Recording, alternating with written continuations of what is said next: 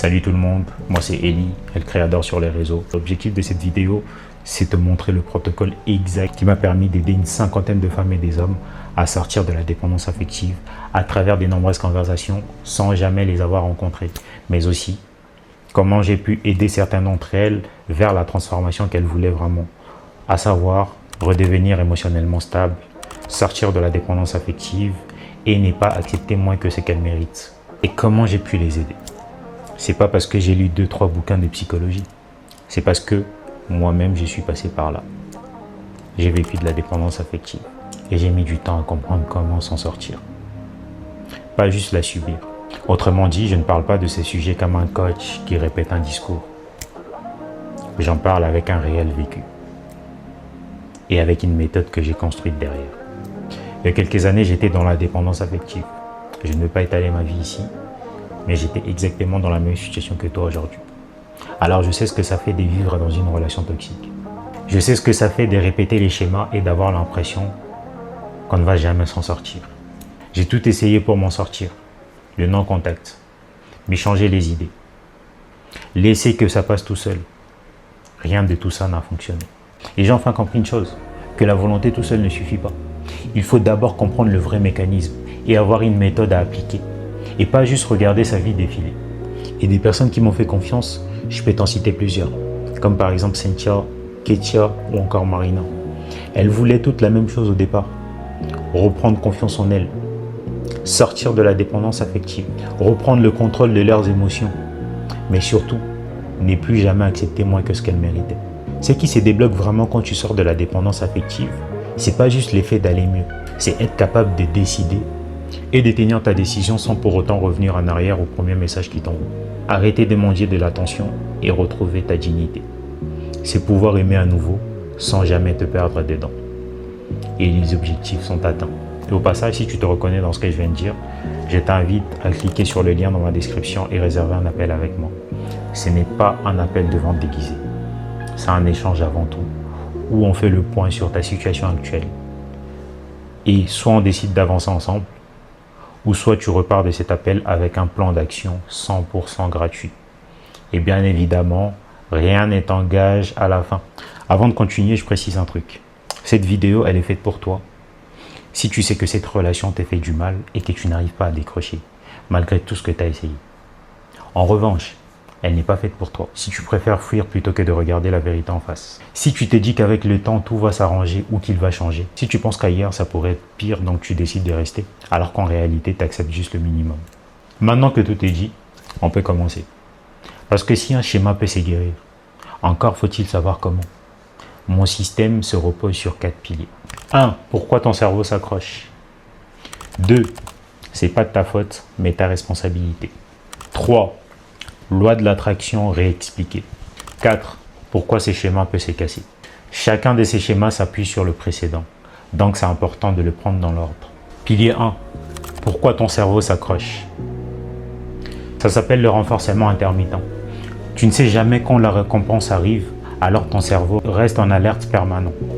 Branché sur la moindre possibilité de contact. Tu essaies de couper le pont. Ton système nerveux entre en sevrage. Il panique. Il t'envoie un message. Comme quoi, tu as besoin de cette personne-là pour rester debout. L'angoisse, le nœud dans le ventre, l'insomnie, c'est pas de la faiblesse, c'est une vraie réponse neurologique. Tu recraques, il te répond, la dopamine revient, donc le soulagement est immédiat. Mais ça dure quelques heures, au mieux quelques jours, puis les cycles recommencent. Manque, dose, soulagement et manque. Pilier 2, pas de ta faute, mais ta responsabilité. De ce que tu as appris sur l'amour en grandissant. Tu n'as pas choisi d'être dépendante affective. Personne n'est choisi d'être dépendante affective. Tu es juste tombé dans un schéma qui existait avant toi. Mais, et c'est un mais important, c'est ta responsabilité d'en sortir. Parce que personne ne va venir te sauver. Personne ne va venir faire le travail à ta place.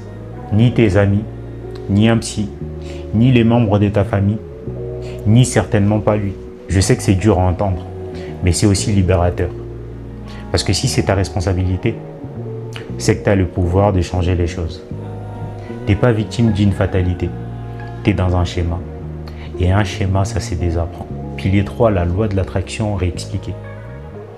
La loi d'attraction telle que je l'utilise, c'est pas attendre un retour de quelqu'un, ni attendre un signe de l'univers. C'est encore beaucoup plus simple que ça. Tu n'attires pas l'amour que tu réclames. Tu attires l'amour qui correspond à l'image que tu as de toi-même. Si tu retrouves confiance en toi, si tu réapprends à poser des limites, ta posture change. Et des personnes que tu attires changent avec elles. Et c'est pas de la magie. C'est une question d'équilibre intérieur. Et au fond, c'est ça la vraie clé. Retrouve d'abord cet équilibre intérieur avant de chercher quelqu'un qui va t'aimer à l'extérieur. Par exemple, l'image que tu as de toi-même. Il faut que tu puisses te poser cette question. Qu'est-ce que j'accepte aujourd'hui que j'aurais jamais dû accepter hier? Si la liste est longue, alors commence à poser tes limites que personne ne pourra franchir. Il faut que tu arrêtes d'accepter moins que ce que tu mérites. Et ça passe par là, par la manière dont toi, tu te perçois. Pilier 4. Ce schéma peut se casser.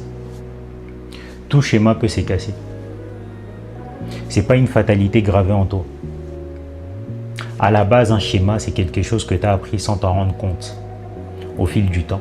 Et tout ce qui s'apprend, c'est désapprend. Ce n'est pas une question de caractère. C'est pas parce que tu es comme ça. C'est un mécanisme.